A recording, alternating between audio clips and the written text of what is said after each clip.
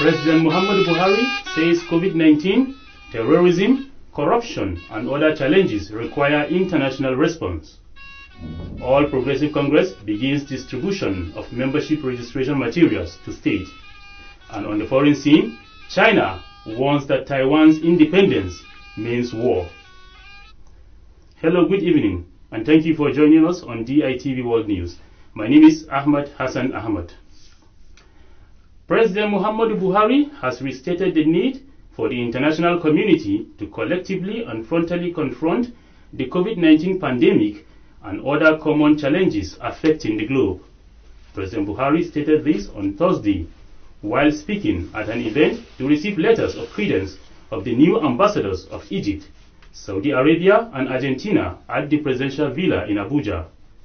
The president said the countries have common challenges ranging from terrorism, insurgency, climate change, population explosion, human trafficking, poverty, and proliferation of small arms and high weapons, and on top of that, the second wave of the COVID-19 pandemic.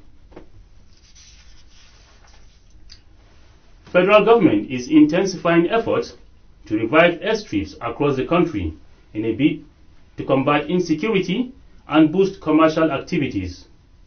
The Minister of Aviation, Senator Hadi Sirika, stated this on Thursday in Abuja while playing host to a delegation sent by the Emir of Hadejia, Alhaji Adamu Maji, led by former Deputy Governor of Jigawa State and Senator representing Hadejia constituency, Senator Ibrahim Hassan.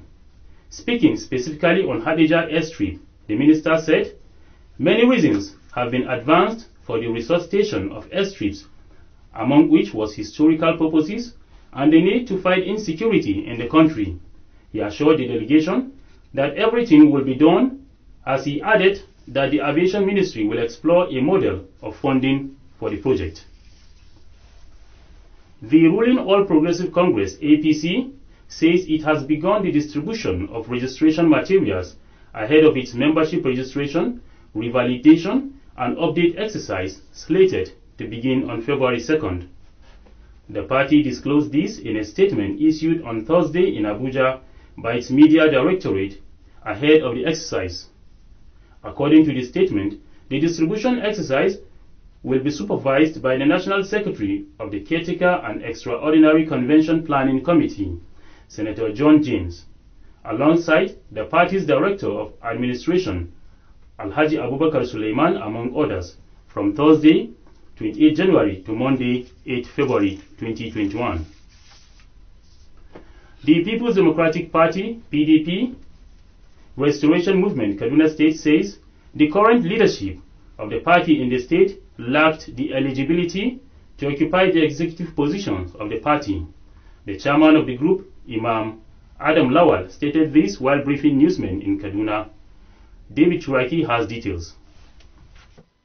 The chairman of the group said that some people are parading themselves as leaders of the party, adding that by virtue of guideline of the party constitution, the party has not conducted the state congresses in line with the guidelines issued by the national headquarters. In their separate remarks, Major Yahaya Shinkut and Dr. Matu Dogora of the Restoration Movement said the group is determined to reposition the party in the state, adding that they are more than convinced that the other part of the other faction of the party has taken will lead the party to destruction. They however said that they will continue to struggle until the right thing is done. And that is why we are determined to do what we can to ensure that we bring back our party to winning ways.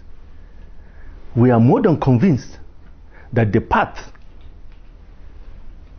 the other group has taken is a path that will lead PDP to destruction. And a path that will lead to destruction with our open eyes, open ears, and mouths to eat, we cannot but talk and always do what we can to right every wrong. Have been on the air trying to justify their staying in that house at NDA Junction in the name of executives of Kaduna State, of which we are still maintaining that by virtue of the antecedents and the guidelines of the party for the conduct of congresses, they are not eligible to continue to stay in that place, most especially that there is a subsisting court order that has not been vacated up till now, which has already put them to halt. We have no other interest that is personal. Our interest, if any, is to collapse all our individual and group interests into a common pool to strengthen the PDP so that it is in a position to regain power. David Turaki, reporting for the Ditv World News. The Nigerians in Diaspora Commission has announced the return of 384 Nigerians from Saudi Arabia. The commission said the returnees are part of the 802 stranded Nigerians that the federal government had promised will be evacuated to Nigeria on Thursday and Friday.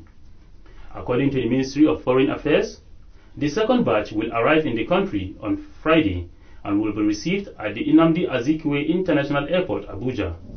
The Ministry of Foreign Affairs, in a statement, said the returnees will be quarantined at the Federal Capital Territory FCT Hajj camp for a period of 14 days in line with established COVID-19 protocols.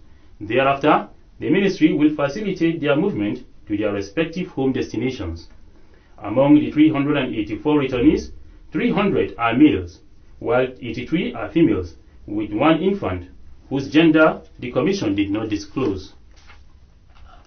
The chairman of the Kaduna State Judicial Panel of Inquiry on Police Brutality, Justice David Wam, retired, has expressed concern over the preliminary objection raised by the police challenging the jurisdiction of the panel to hear a case alleging the unlawful detention of Hindatu Jafaru and Hafsatu Jafaru by the police during the panel hearing in Kaduna.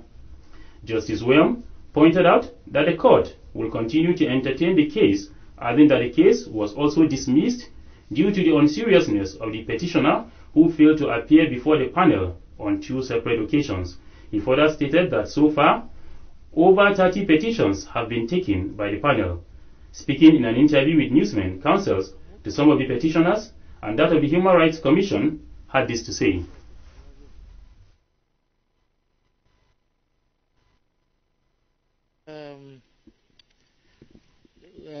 I'm more concerned about the 2 matters.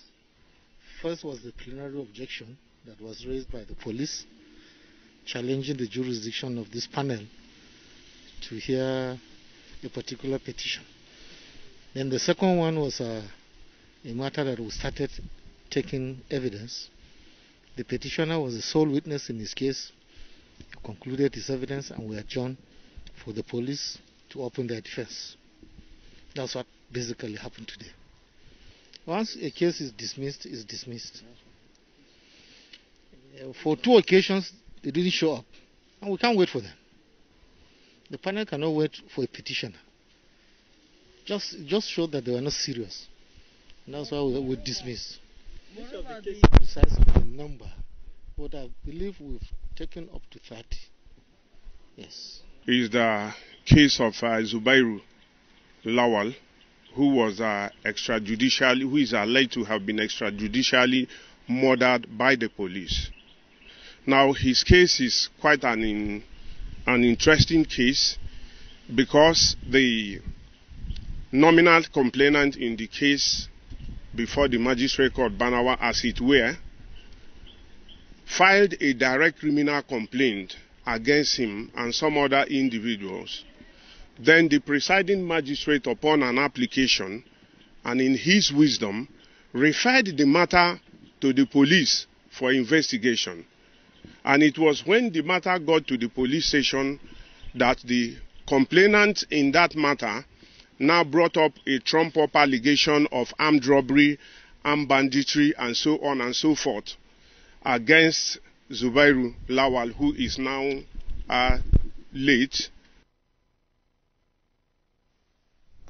The chairman of the House of Representatives Committee on Host Communities, Honorable Dumnamene Deko, representing Kana and Gulkana Federal Constituency from Rivers State, has called on the federal government to encourage livestock farmers to go into ranching rather than engaging in open grazing. Honorable Deiko made the call in an interview with newsmen in his office in Abuja. The lawmaker explained that the issue of open grazing is creating a lot of problems in Nigeria, and therefore the time has come for government to encourage ranching, not by compelling people to give up their lands, but through legitimate land ownership. He thereafter pointed out that any initiative that will encourage agricultural production, whether animal husbandry or crop production, provided the initiative will promote peaceful coexistence, that initiative will be a welcome development. Well, I'm one of those who believe that life is changing, life is dynamic, and farming is dynamic. Every aspect of man's livelihood is dynamic. And I think this open grazing thing is causing much more problem than we think it is. So I think that virtually everybody should be encouraged, those who are into this livestock thing. There should be some kind of ranches. People should have their own ranches. If you are farmers or a collection of farmers, people should come together and have their ranches. It's a business. Government can also, get ranches, not by compelling people to give out their land. If you want to do your ranch, you go and buy your land and ranch. Because the proceeds from it is not taken to the public team. And so it's an individual initiative. So for me, this open grazing thing, I think I'm not giving to it. And on the business news, the Central Bank of Nigeria, CBN, and the Nigeria Sovereign Investment Authority, NSIA, are to invest a fresh 50 billion naira in the Nigerian Commodity Exchange, NCE, Abuja. The governor of the CBN, Mr. Godwin Emefiele, disclosed this at the inaugural meeting of the steering committee set up to reposition the exchange. The CBN boss said the investment will be made through the Infrastructure Corporation in Fraco in a push to make the exchange functional and halt the arbitrage of middlemen under whom Nigerian farmers have suffered for decades. And finally, on business, the Organization of Petroleum Exporting Countries, OPEC, says the consumption of renewable energy cannot come anywhere close to overtaking oil and gas usage in the decades to come. Secretary General of OPEC, Mohammed Barkindo, stated this. He observed that there were some who believed the oil and gas industries should be part of energy future. And on the foreign scene, China has taken stiffer measures towards Taiwan on Thursday, warning after recent stepped-up military activities near the island that independence means war and that their armed forces were taking action to respond to provocative and foreign interference. Chinese Defense Ministry spokesman Wu Qiang said Taiwan was an inseparable part of China, adding that the military activities carried out by the Chinese People's Liberation Army in the Taiwan Strait are necessary actions to address the current security situation in the Taiwan Strait and to safeguard national sovereignty and security. Reports say China believes that Taiwan's democratically elected government is moving the island towards a declaration of formal independence, though President Tsai Ing-wen has repeatedly said they were already an independent country called the Republic of China. And to end Ditv World News, a recap of some of the major stories. You heard that President Muhammadu Buhari says COVID-19 pandemic, terrorism, corruption and other challenges require international response. All Progressive Congress began distribution of membership registration materials to state.